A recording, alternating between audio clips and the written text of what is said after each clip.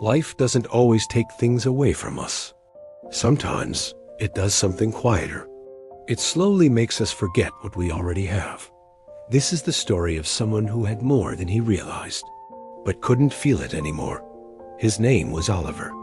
Oliver wasn't unhappy with his life. At least, that's what he told himself. He had a job, a place to sleep, people who cared about him. Yet every day, something felt missing.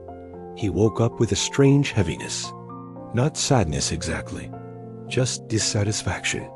Like life was constantly reminding him of what he didn't have. It started small. He would scroll through his phone in the mornings. Photos of better homes, better vacations, better lives. People seemed happier, more successful, more fulfilled. And without realizing it, Oliver began measuring his life by what it lacked. At work, he focused less on what was going right and more on what wasn't. He noticed the raise he didn't get, the recognition that went to someone else, the dream job that still felt far away.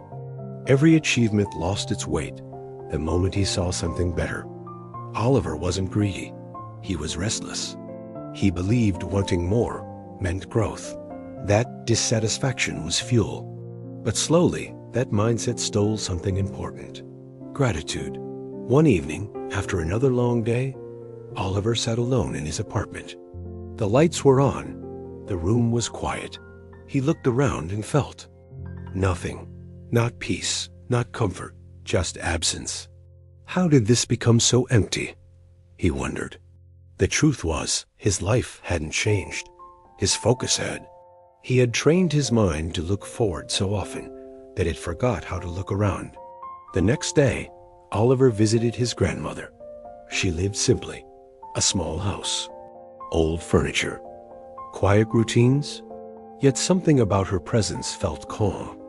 They sat together, drinking tea in silence. After a while, Oliver spoke. "I feel like I'm always chasing something," he said. "And no matter what I get, it's never enough." His grandmother didn't answer right away. She slowly placed her cup down and said, "When you're always looking ahead, you stop seeing where you're standing." Oliver looked at her, confused. She smiled gently. "You forget what once felt like a miracle." Those words stayed with him. That night, Oliver went home and did something unusual. He turned his phone off. No scrolling, no comparison, just quiet. He walked through his apartment slowly, noticing things he hadn't noticed in months. The warmth of the lights, the comfort of his bed, the safety of a locked door. Things that once felt impossible now felt invisible. Oliver realized something uncomfortable. He hadn't become ungrateful because he was selfish. He became ungrateful because he stopped remembering. Remembering the nights he prayed for what he now ignored. Remembering the version of himself who would have been proud to stand where he stood now. The next morning, Oliver tried a small experiment. Instead of thinking about what he wanted next, he thought about what he once wished for. Just one thing, then another, then another. At first, it felt forced, almost awkward. But slowly, something softened inside him.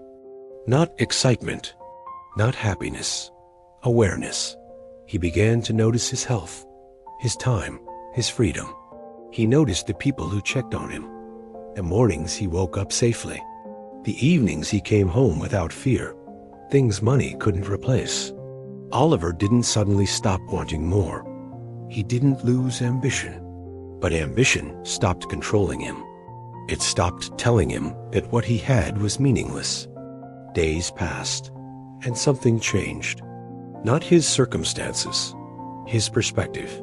He worked with more focus, rested with less guilt, smiled without needing a reason. Because he wasn't chasing fulfillment anymore. He was standing in it. Here's the lesson Oliver learned that many people miss. Wanting more is natural, but forgetting what you already have is what creates emptiness. You don't feel lost because your life is lacking. You feel lost because your attention is elsewhere. If you're listening to this and feel unsatisfied no matter how much you gain, pause for a moment. Look around, not at what could be, at what already is. You don't need to stop dreaming. Just don't let your dreams erase your present, because one day you may look back and realize you are standing in a moment you'll never get back. Fulfillment isn't found by adding more to your life. It's found by seeing what was there all along. If this story resonated with you, take a moment to like the video so this message can reach someone who needs it. Share it with someone who's always chasing the next thing. And in the comments, tell me, what is something you're grateful for today that you once dreamed of having? Sometimes, the life you're searching for is already yours.